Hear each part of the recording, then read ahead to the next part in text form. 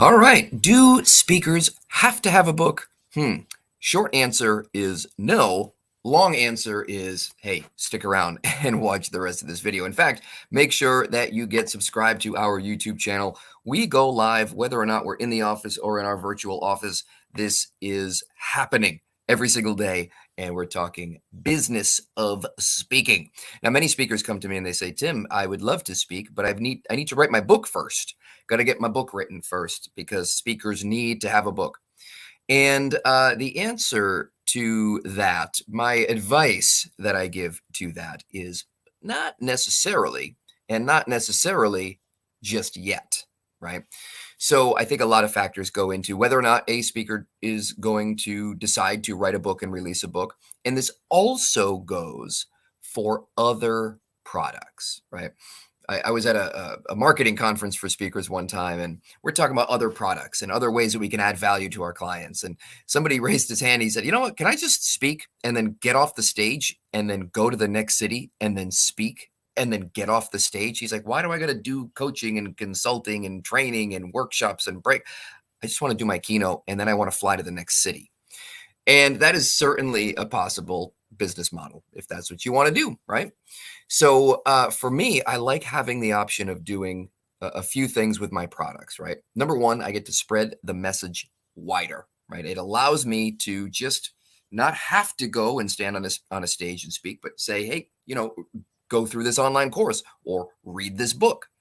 And it also allows me to charge a little more, right? Because when you're adding more value, that is how you charge more. So the question is now, if you want a book, the question now becomes when in your speaking career should you have a book? And a lot of speakers do sit down and write their book because they have this message. They want to get this message out. And maybe they don't have the speaking gigs or the audience or the YouTube following or whatever it is. And but they do have the blank page and they can put their ideas onto the blank page. So many speakers start by writing their book. And, I will say sometimes the book becomes a wild runaway success and that launches a speaking career. But there are also times when a book would be better served and better placed later in the process for a couple of reasons. But let's say, you go the route of speaking first.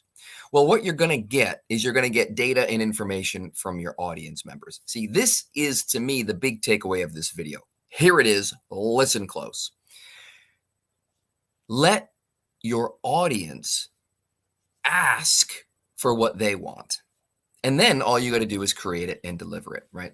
So maybe they want a book on that topic. Maybe they want to hear more about that topic. Maybe they want to hear about something else. And something else is just as good of a book for you to write or a product for you to create. So I would say let your audience tell you when it's time to write your book. Let your audience determine what that book is going to be about.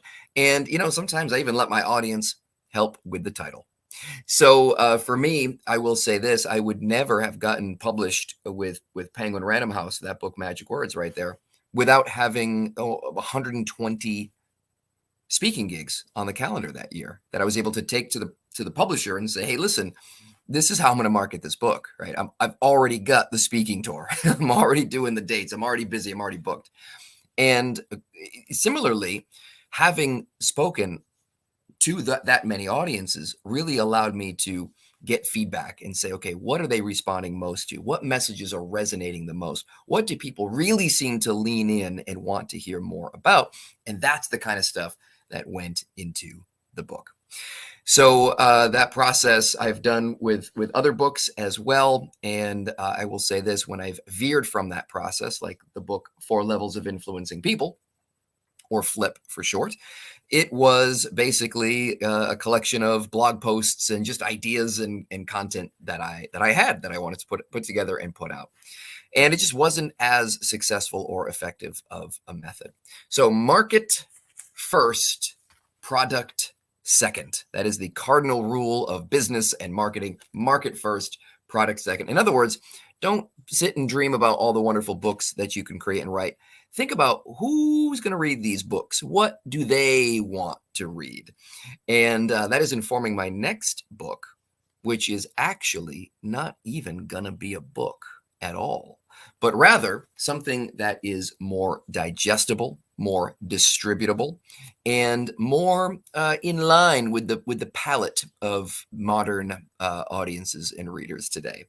So you will see more from me on that as I move forward. But again, my goals and my outcomes are different. And does a book achieve the outcomes that I want? Now, that brings me back to you. Many speakers think they need to have a book in order to get booked, in order to have credibility, in order to have, clout. And again, my take is this: if you have a packaged message, if you're a bookable speaker, you can get gigs without a book, right? You don't need to have a PhD. You don't need to have 20 years of experience in a field. You don't need to have written the book on the subject, right? What you need is a clear message packaged in a clear way. And that is how I was able to get my bookings with no demo video, with no website, with no business card, with no degrees, with no books, no anything when I started out, because I had a packaged message that people wanted. So when it comes time to raise your fees, and when you do want to add the notch to your belt of having been a published author, or even just an author, self-published is still a published author, then the process that you go through to add that, and that is a motivation, and that is a great reason to have a book, is to raise the fees. But it's about raising the fees. It's not about getting the gig, right? It's about raising the fees. It's not about getting the gig. And once again, there will be times when books just they go off to the races and they're bestsellers, and you suddenly get a lot of inquiries, right? I know when Flip came out, we did field a lot of inquiries for speaking engagements. So again, I don't know if that was a combination of all of my marketing, or if, how much the book had to do with that. Very rarely will someone say, "Hey, I'm reading your book. I'm on page 17 right now, and we just have to hire you as our speaker." The lines are a little more convoluted. In fact, a gig I just booked recently was possibly related to a book, possibly related to having seen me speak. There's a whole bunch of factors, and that's the bottom line. A lot of different factors that people factor in when they're making a hiring decision. But when it comes to determine how much to pay someone, I think maybe a book will at least allow you to feel like you're worth it. You could say to yourself, "Well, I'm a published author."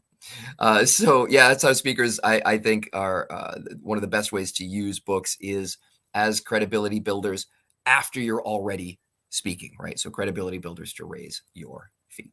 All right, that is it from me today. You can probably tell I'm a little low on the energy level from normal. So go ahead and hit subscribe to make sure you get your daily dose of information, even if it's not always from a super motivated state, right? Us motivational speakers, we don't have to be motivated every single second of every single day, which for many of you is a relief. I will say that.